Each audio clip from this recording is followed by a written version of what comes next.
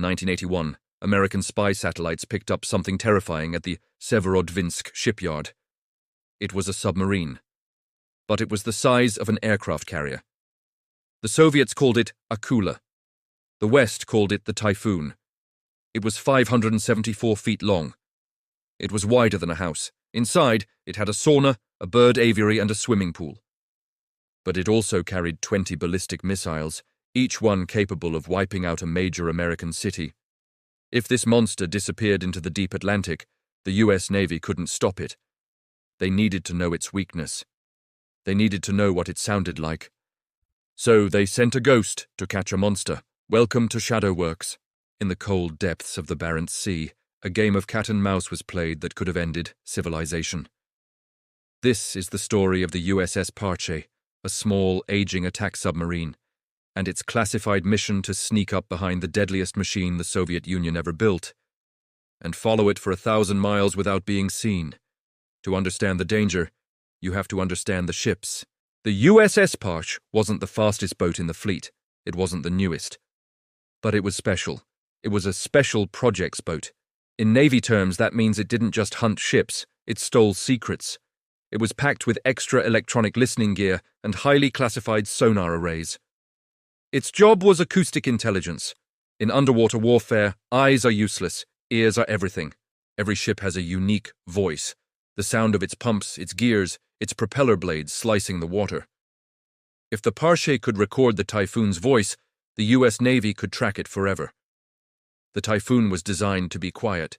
It was covered in thick rubber tiles to absorb sonar, but it had one weakness. It was huge.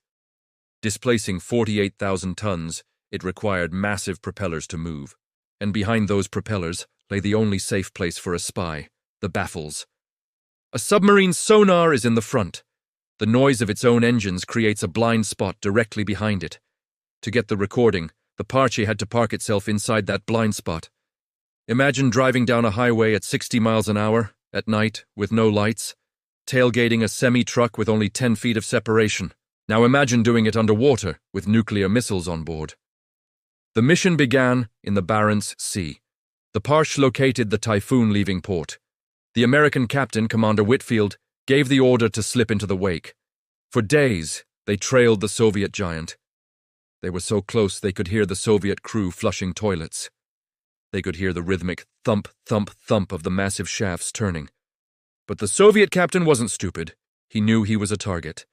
And that led to the most terrifying maneuver in submarine warfare, the Crazy Ivan. A Crazy Ivan is when a Russian sub suddenly turns hard, left or right, to clear its baffles, to look behind itself.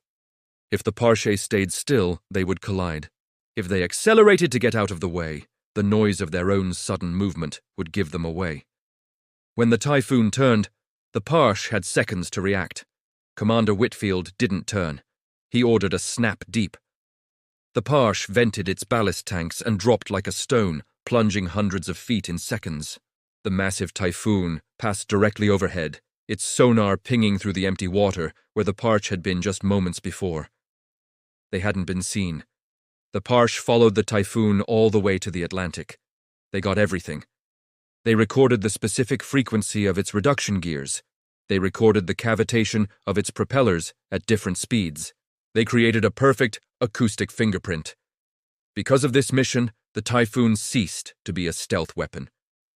For the rest of the Cold War, the moment a Typhoon turned on its engines, NATO knew exactly who it was and where it was. The USS Parche became the most decorated ship in the history of the US Navy, earning 9 Presidential Unit citations. Most of its missions are still classified. We only know about this one because the Cold War is over.